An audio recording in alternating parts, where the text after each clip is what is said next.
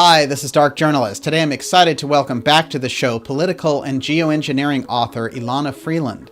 Now, ELANA's fascinating and controversial book, Chemtrails, HAARP, and the Full Spectrum Dominance of Planet Earth, is one of the classic works that exposes how covert technologies are being manipulated in our skies. Now, today ELANA will be giving us a preview of her new book, The Space Fence, due out in early 2017.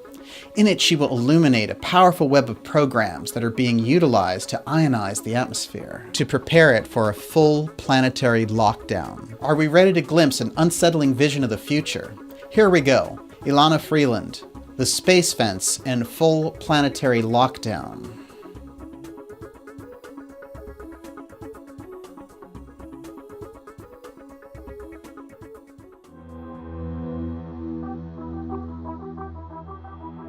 The key idea for the space fence is about surveillance beyond comprehension, all the way down to the DNA. They want those nanobots in our bodies. These are the little towers inside us that will give complete control, not only over our body, but over our brains. You know, the degree of secrecy from official sources that we've learned to live with in modern society is reaching a dysfunctional level between the public state and deep state covert operations. Programs that include geoengineering, weather manipulation, and attempts to ionize our atmosphere for the purposes of surveillance do exist, although they're completely ignored by mainstream media. The idea of an enormous space fence being built with public money, but with no compelling explanation being given, leads to the possibility that there are powerful reasons for hiding it. Are we witnessing a planetary lockdown? Let's go ask ELANA Freeland.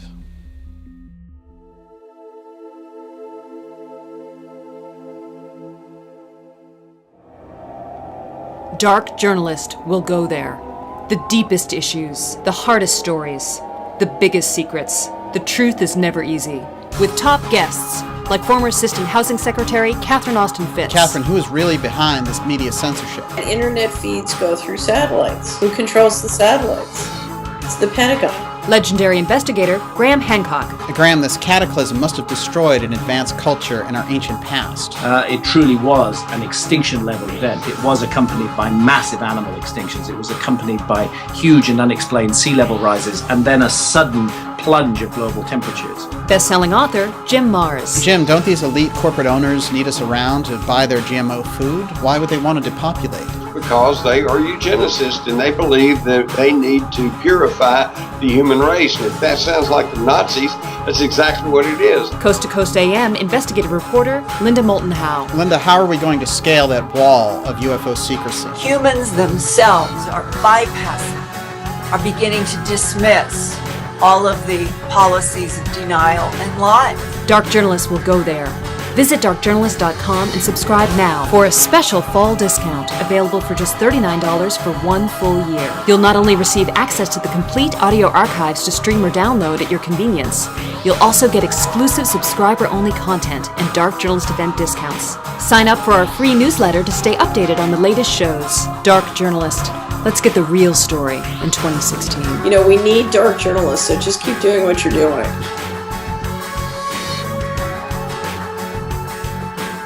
Well, hello everyone. I'm so excited to get into this episode on a subject not too many people know a whole lot about because it's been under the radar, and that is the space fence. It's a gigantic effort costing billions of dollars, and it has huge implications. So I'm going to go deep here today and discover what it's all about in part one.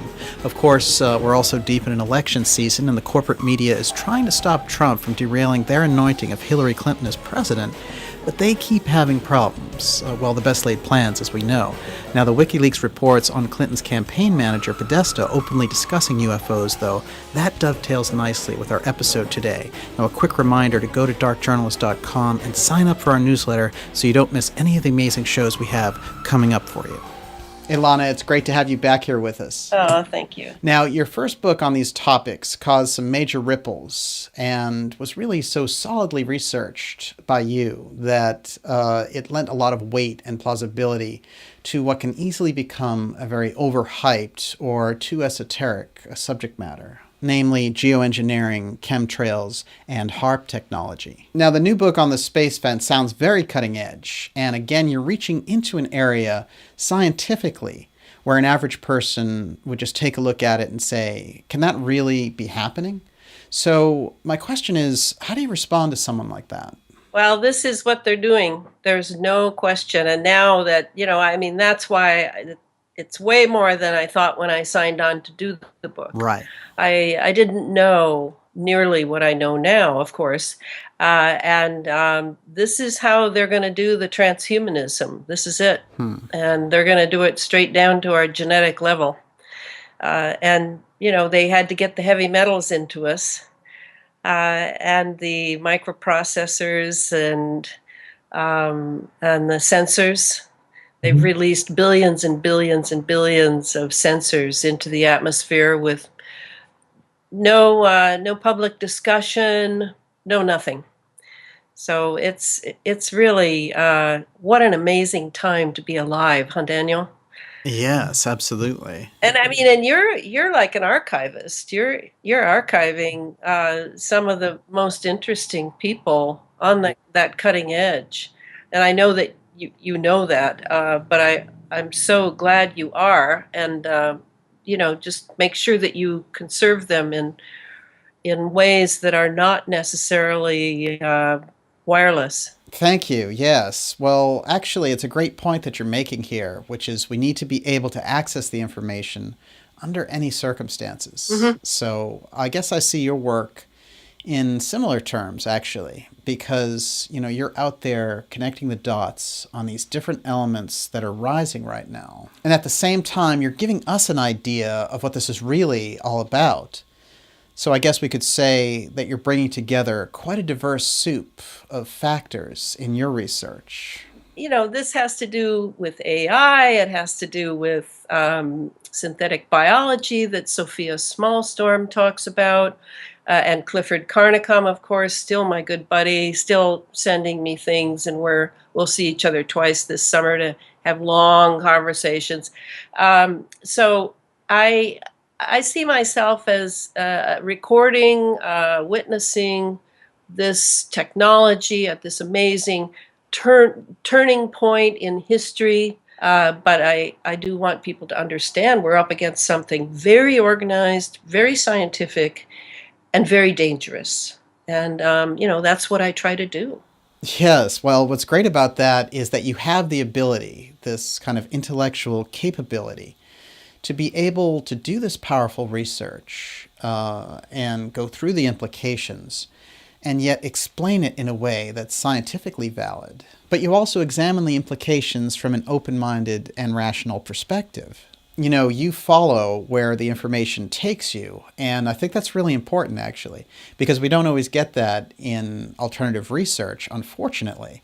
Right. That balancing of a very controversial subject matter with a foundation in really good facts and research. Very often, we get a lot of hype around these subjects. Right. And that's a lot different than the kind of intellectual analysis that we really need. And I would say that among the bad guys who have roped in all sorts of scientists who are on a need-to-know, compartmentalized basis, Daniel, they don't know what they're doing. And they've signed confidentiality agreements so that they cannot speak, even if they do figure out what they're doing and they don't like it. Right. And then come the family threats.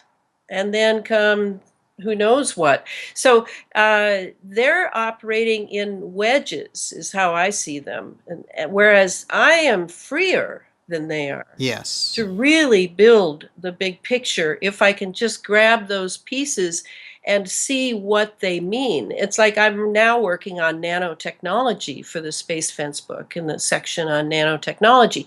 And, I didn't know that much about it. I've certainly run across the word a lot, and I certainly know what a nano is. It's 1,000th of a human hair diameter. It's tiny. And I know that we're breathing these things, and I know they've released millions, billions of these sensors. So, but now that I'm reading it and comparing this account with that account and this account with that, and it's reminding me of something else in the manuscript. And so, I'm taking the very painstaking time to really put the pieces of the puzzle together. And that's my strength. I'm not a great physicist. I'm not even though I have a biology background, I'm not a great biologist, but I am, because of my Steiner training in thinking, I am very good at building the big picture. Well, it's a great point, actually. Your background as a Waldorf teacher and being familiar with anthroposophical themes and Steiner certainly gives your work a very unique profile, for sure. And I do see a lot of correlations now between the work that you're doing on subjects like chemtrails, for example, and some of the trends that we see rising in American life, like forced vaccinations. These seem like two parts of the same operation somehow. Very connected. It's just another delivery system, Right, exactly. just along with chemtrails and GMOs. They're all delivery systems. They want those nanobots in our bodies. Okay. And some of those nanobots, it's simply a matter of following, having hospital records and clinic records hacked into so that you can follow the progress of the illness this particular person is having. But it's also because these nanobots are wired for a wireless world and can be remotely triggered. Mm-hmm. To me, that's the key to the vaccinations as well. The chemtrails, yes. Clifford Carnicom has done amazing work on what he has collected from the chemtrails. And people can go to carnicominstitute.org and read over 100 papers he's written. And Clifford is a painstaking scientist. Infuriatingly so sometimes. I'd like him to move faster, but he won't. He will do things over and over and over because he has no colleagues, really. Right, right. I mean, what a story that is. 186 alphabet soup agencies hit his site in the first 5 years that he was up to see what he had come up with regarding their creation. Mm-hmm. And yet now, that was 1999 to 2004, we're now 12 years ahead. He's still struggling on a shoestring budget and continuing his research into the DNA of this cross-domain bacteria that some people name Morgellons. That's only one of the genetically engineered biological operations going on that will be somehow connected to the barium in the air that is highly conductive and great for optics, connected to being able to remotely mind control people as those nanoparticulates go beyond the blood-brain barrier and are ready to broadcast and receive in the brain, and can be even programmed remotely to go to certain parts of the brain so that certain parts can be taken over remotely. So, this is a brave new world. Uh-huh. This is a real brave new world. And I will treat the vaccinations and GMO foods as delivery systems in the Space Fence book, because the key idea for the Space Fence, Daniel, is if you go on the net, all you're going to hear is, "Oh yeah, we're bringing back the Space Fence. It was under the SDI program, the Strategic Defense Initiative, in the 80s, but well, now we're bringing it back because it's going to work better, and we're building a site in the Philippines, and all we're going to do is count the garbage up in space so that we don't run into it." Well, sorry, folks, that is not what the Space It's one heck of a Fence cover is story. all about. Yeah. Exactly. So what is the Space Fence? It is about surveillance beyond comprehension, all the way down to the DNA. And the surveillance is not, don't think satellites and things up in the sky. Think your cell towers and the Gwen towers and the NexRads across the nation. And now think of the little heavy metals inside your bloodstream that are turning your entire body into, it's always been an electric tower, our bodies. Our bodies are transmitters and receivers. But now, with the heavy metals in there that are highly conductive, and living in a wireless environment with masses of waves moving through us all the time, even in remote areas, we have to think that this is part of the surveillance system. These are the little towers inside us that will give complete control, not only over our body, but over our brains. And this is what they're heading toward. The space fence is very much connected to transhumanism and the so-called singularity that they believe is coming. Right. They are working hard to transform the Earth plane into something unnatural, artificial. And really here, if I had the courage, I would have to discuss the Freemason Brotherhood, Oh, yeah. which is very old and very large, very international, subject to degrees. The lower degrees have to please the higher degrees, and it's completely subverted our legal system, because if the judge is a Freemason and a Freemason before him makes the sign of distress, he has to let this guy off.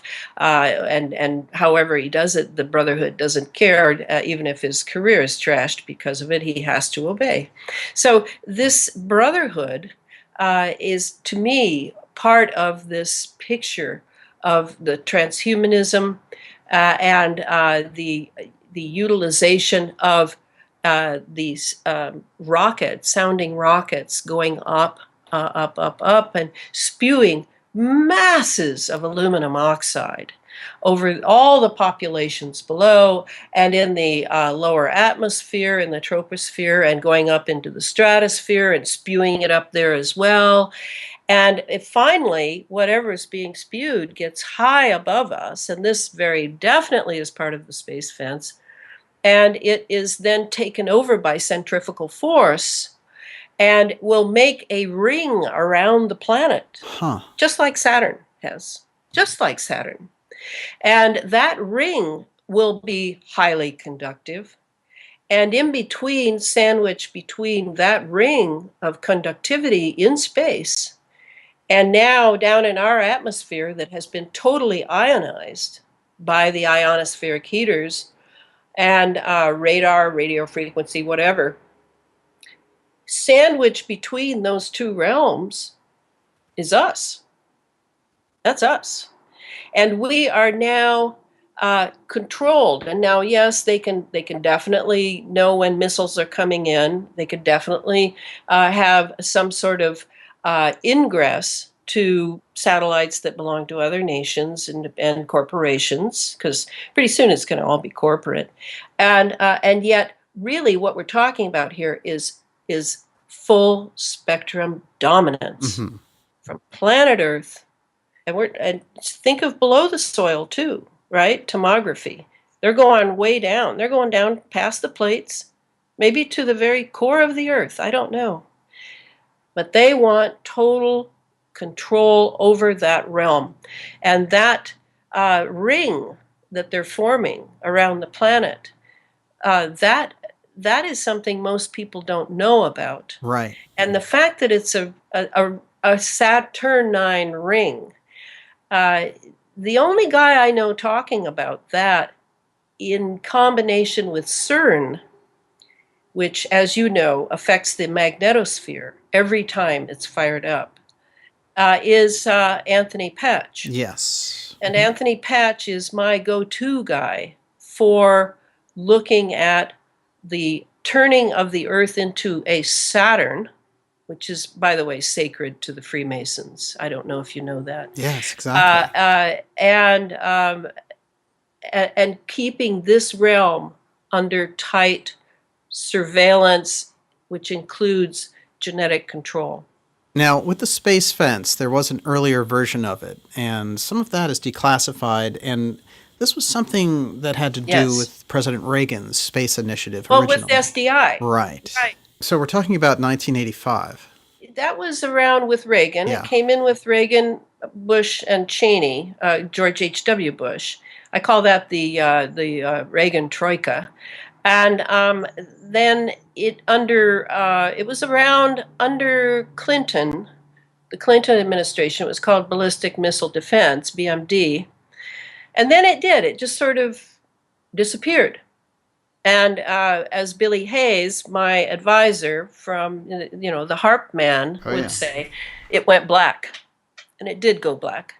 And what they needed was Bernard Eastland's HARP, the patent that would give them the keys to the kingdom by making the lower atmosphere electrical and turning it into an antenna or a battery.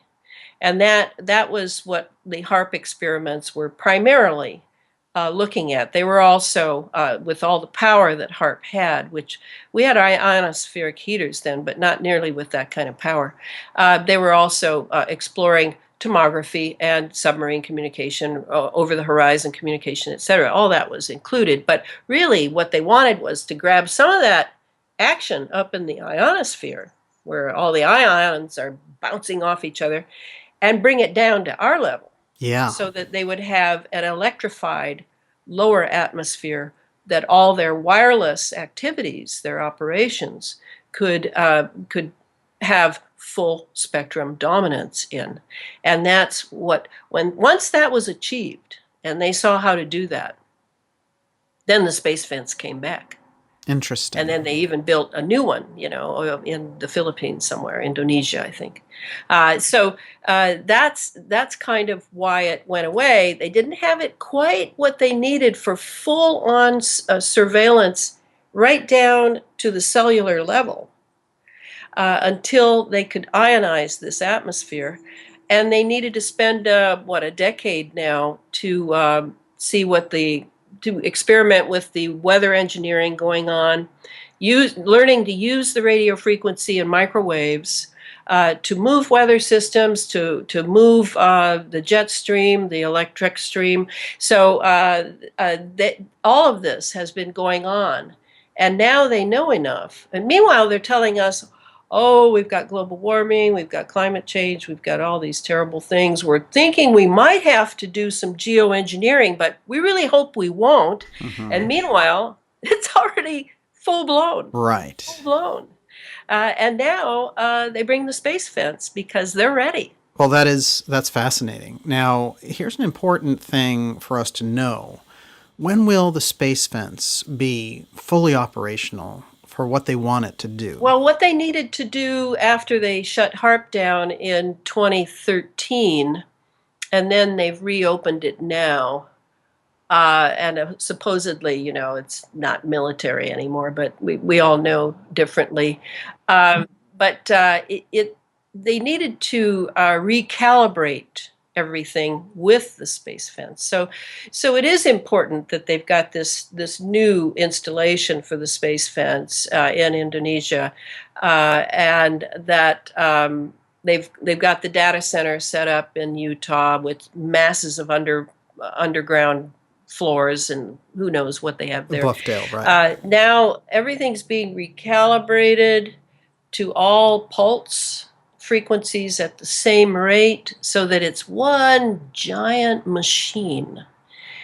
And I think that according to Billy Hayes, it's functional now. Wow. But it's got to still be tweaked here and there. And that may be ongoing, the tweaking. Because, life has changed and planet Earth has changed. You can't turn it entirely into a machine. Right.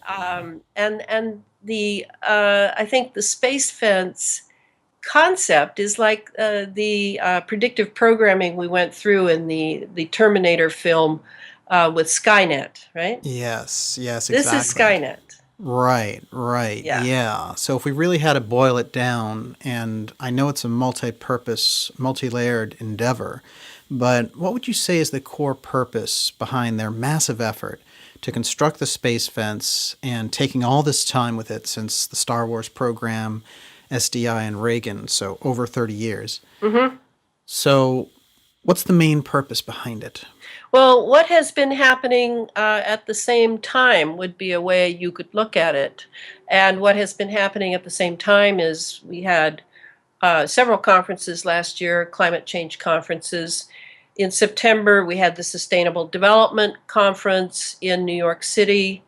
In December, November, December, we had the COP21 in Paris, which was where everybody supposedly sat down, and we've had lots of climate conferences where all sorts of things have been decided, and no one's done them, or at least the United States certainly hasn't done them. Right. But this one was different because they had all this in place, Daniel. They were ready for full global control. Wow. Well, this is an interesting point, actually. So these meetings are taking place with other countries. So does that mean that they're in cahoots with us on this idea? Take someone like Putin, for example. He's certainly shown a real independence streak and shown a lot of defiance for sure. He has shown, yes, defiance, I would say, but he is also an elite. Let's face it. Yes. And that is the name of the game. It's all about class. It's all about genetic bloodlines. And they are ready to do the lockdown. And that's how I look at the space fence, is we're in a planetary lockdown. Vaccinations will soon be required of all adults as well as children. You'll go to prison if you don't. There'll be, we're moving into a form of fascism very similar to Darth Vader's Death Star scene. And of course, as in the Star Wars films, I haven't seen them in a long time, but I'll certainly never forget the first three. It was a huge, and then they called the SDI the Star Wars, right? Yeah. I mean, it's all predictive programming. So then rebels will rise, and of course they'll have the surveillance capability to know every cellular move of any rebel alliance. So that's how I see it at this point. This is locked in with transhumanism, locked in with elite globalization, and soon we're going to have a global governor, I'm sure of it. This little dance going on over the EU, who knows how that'll turn out. Truthfully, I lived in the UK for 3 years. I never once felt that the UK was part of Europe. Yeah. When I went to the continent, it was a whole different ballgame. The UK is like I always think of the Atlantic Alliance, which most people don't know exists either, between the United States and the UK and the other echelon surveillance English-speaking nations. Right. So this is dovetailing nicely with the global takeover and the sustainable development that all communities, my community is completely behind it.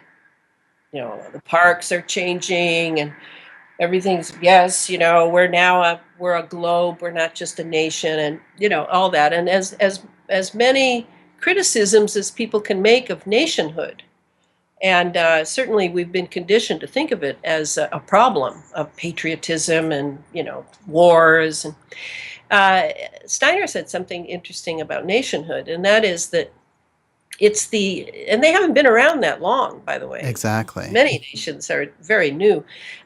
It's sort of the I of a people. It's them trying to live as an individual, as a nation. And if you think of it that way, and now we're all going to be melded together, and I think they'll keep the nations, but only as an address. That's all. It's just an address. And certainly the Constitution, well, they're not going to, rescind it or anything or burn it in effigy or anything. They're just going to sort of ignore it. Right, yeah. Over there, it's historical. Very nice. Yes, Bit of lovely. history.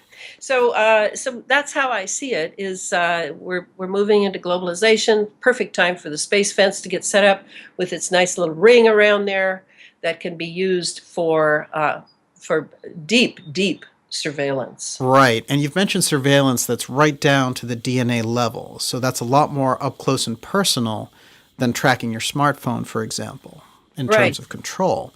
So when we come back, we're going to look closer at what happens to society as this whole system is put in place, and how is the awareness factor in the general public around these topics going? Is it improving? Is it getting better? Are people seeing the dangers? We're going to have you answer that question. Last round of part 1 here with ELANA Freeland. Stay with us. Go deeper with Dark Journalist. Subscribe now and you'll have access to the complete audio archives to download or stream at your convenience. Receive advanced updates and discounts on Dark Journalist events. Enjoy exclusive subscriber-only content. Go deeper with Dark Journalist. Visit darkjournalist.com and subscribe now for a special fall discount available for just $39 for 1 full year. Dark Journalist. The truth is never easy.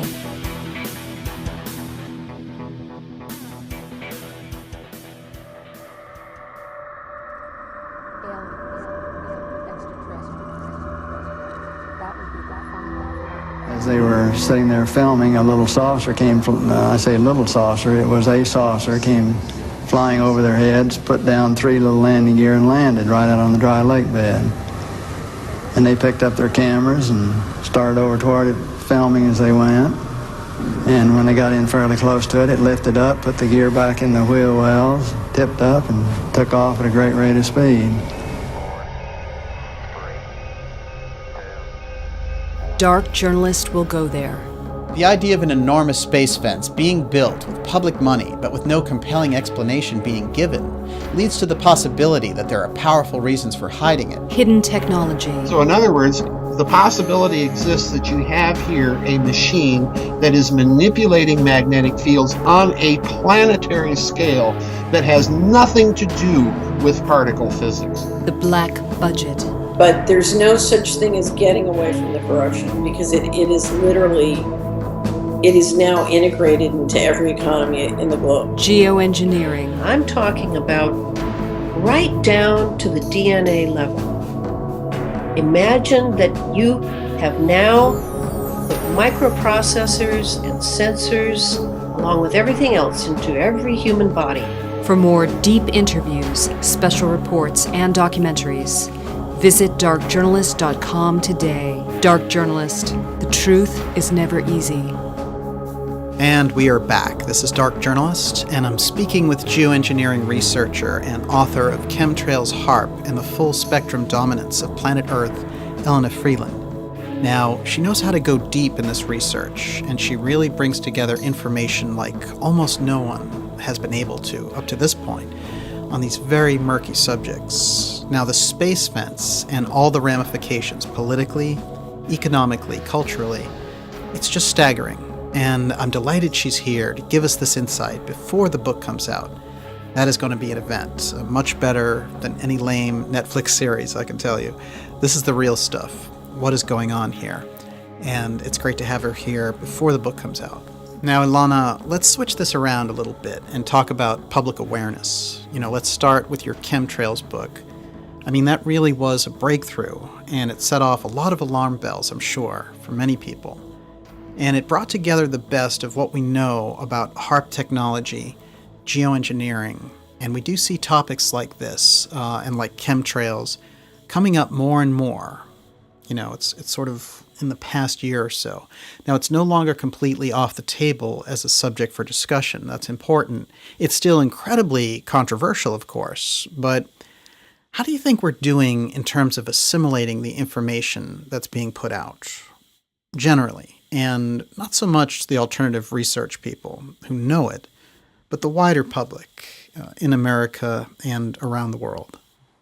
Well, we're running a race against the agencies like NASA and NOAA that are attempting to make it normalizing it in the schools, in their PR, and I mean, recently we had a picture of a suite at the Marriott Hotel with a huge chemtrailed sky mural over the bed. Huh. So the race is on between those who are normalizing it. Yeah, clouds have always been this way, to getting it out to the public that these are artificial plasmaized clouds. They're being anthropomorphically made, and they have an agenda behind them. That's the race. I feel like I'm in a race to, I'm constantly going through Facebook. I spend 2 or 3 hours every day on it. And I go through to make sure that people are getting it. And then I put in a comment, and it's like a classroom for me. Sure. Just in my tiny way. This is very tiny here, but I don't want dissemination being allowed under my watch that's not as accurate as I can make it. So I do see I would say, other than in my town where everybody is absolutely asleep, people are waking up to it, and it's really since December, since the COP21 in Paris, that I've seen a tremendous difference. And I've also seen, I'm sorry to say, an increase in what's being laid. Oh. And that's everywhere. I'm getting emails from Europe and South Africa and Iceland and across the United States and Hawaii. I'm not getting any from China or sometimes from Russia, but never China. Huh. So everybody's seeing more and seeing new ways of delivery. The delivery system is being changed, all the way from cloaking the jets doing the delivery so that you look at the front of the trail being laid and there's nothing there, to big dumps. Big, huge dumps that Harold Save, who is a wonderful activist and a friend from Gainesville, Florida, Harold is noticing that he thinks it's that they're using more C-130 tankers, and they're just dumping masses of chemicals. And the question being always with the activists is, how much is coming out through the engine from the fuel that we already know has many, many chemical additives for varying purposes, and how much is a supplementary system coming out ducts in the wings or on the sides of the engine or whatever. So, that's an ongoing, because we're down here 6 miles below, right? We've got our binoculars or our cameras. We're looking and trying to see what is going on. But we do know that is no contrail. That is absolutely. There might be a little bit of water condensation in that trail, but primarily you're looking at chemicals, and those chemicals will then are then kind of zapped with some radio frequency, or maybe just what's already in our ionized atmosphere, and then they spread out. And sometimes you'll see them where they have even serrations in them, and then you know that something's being pulsed. A signal is being pulsed through those clouds, for communications or for whatever, to activate certain chemicals that were laid. This is a huge ongoing operation. And I think what I see regarding the normalizing of it, even in old films, the trails are being changed to chemtrails. Natural clouds in the old films, not there anymore. So this looks like a very long-term thing. And what they're really striving to do is to lay those trails and you can't see anything. Uh-huh. But suddenly you'll look up and, whoa, there's cloud cover. Or, whoa, look at those little puffy things. Where'd those come from? So this is an ongoing desire they have to make sure that the common people like us who are watching the skies, most people are not watching the skies, they're looking at their cell phone. Those who are watching, to make it so that we don't see anything. Yeah. That's what they're aiming for, is how we see it, that we activists see it. Right, absolutely. Well, this is interesting actually, because this idea that we're ingesting these particles and that makes us more suggestible in a sense. So once we have these particles in us, perhaps we, here in the public, then become more suggestible, easier to influence, to accept this new type of official reality. Is that where we're going?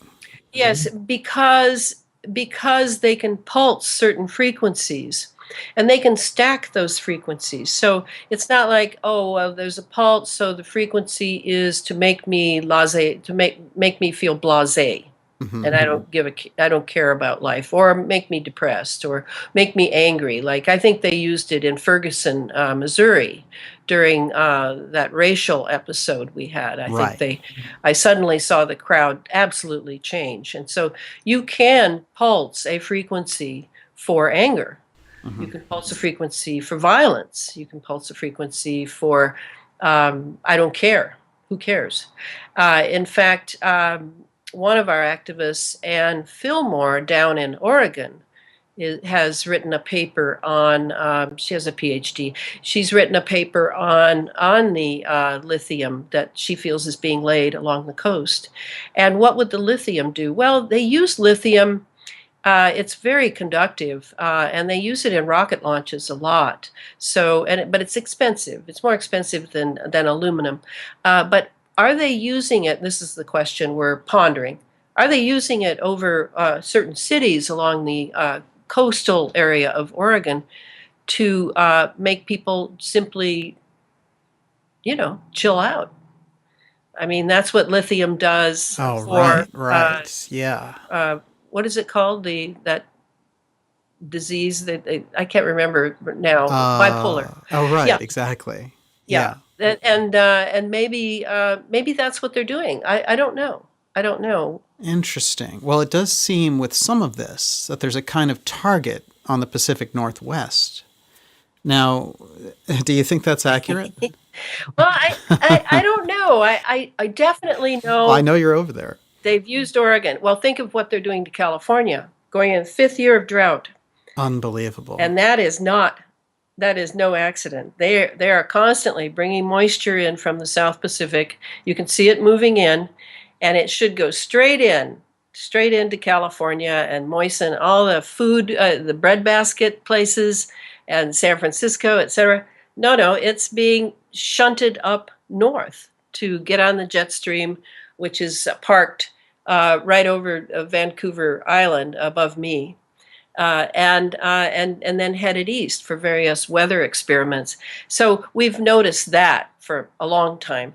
And then for Oregon, you can go back to the Russians' woodpecker, which was probably the first Tesla machine that was operant back in the 70s. Who did they target? Well, they targeted Oregon. And they were able to raise the suicide rate in Eugene to I can't remember the percentage, but it was very marked. That's amazing. So there's something about Oregon that makes it always used in this way. And I must admit, I don't have the answer to that, Daniel, but I have noticed it. Up here where I am, I'm sort of at the Watergate, I guess you would call it, of the jet stream north of me on Vancouver Island. So because here in Washington, everyone's accustomed to clouds, I think that's why people don't notice that the clouds have changed. They're not the same clouds as used to be up here. Right. And the weather system is all over the place. It's very mercurial. But I tend to think it's a soft blow here. My symptom that I get mostly is I'm stuffed up. And that's very unusual for me because I don't eat dairy and haven't for many years. So when I get stuffed up, I'm like, what? It's not a cold, and it's not allergies. I don't have allergies. In fact, I don't even believe in allergies. So I think that they're chemicalizing us here for sure. But primarily, whatever's being whooshed over us is sort of being carried north to the jet stream. This is my imagination. Plus, I'm between two mountain ranges, right? The Olympics and the Cascades. Yes. And that might have something to do with why it's siphoned off from here. And we don't get nearly what Oregon is getting.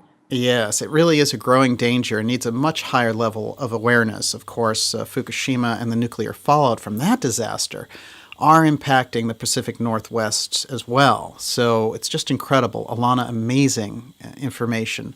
We'll end part 1 here and go deep in part 2 on who's calling the shots for the activation of the space fence and what the damage of ionizing the atmosphere can really mean for everyday living over the next few years. Now, subscribers will receive part 2 next week in their inbox, so this is the time to subscribe at darkjournalist.com. That's all of the high-quality audio files, HD video, and more importantly, you get the shows first, so that discount is amazing. It's just $39 a year. That's $325 a month. That's better than anything out there.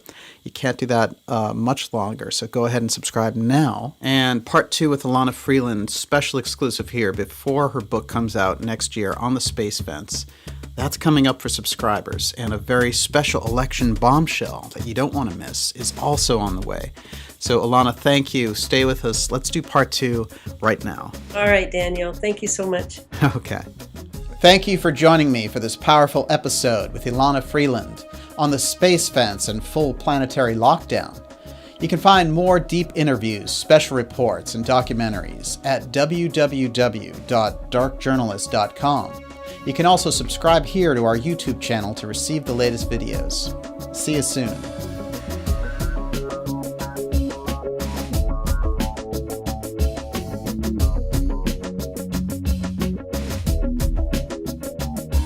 Subscribe to our newsletter at darkjournalist.com to stay updated on the latest shows.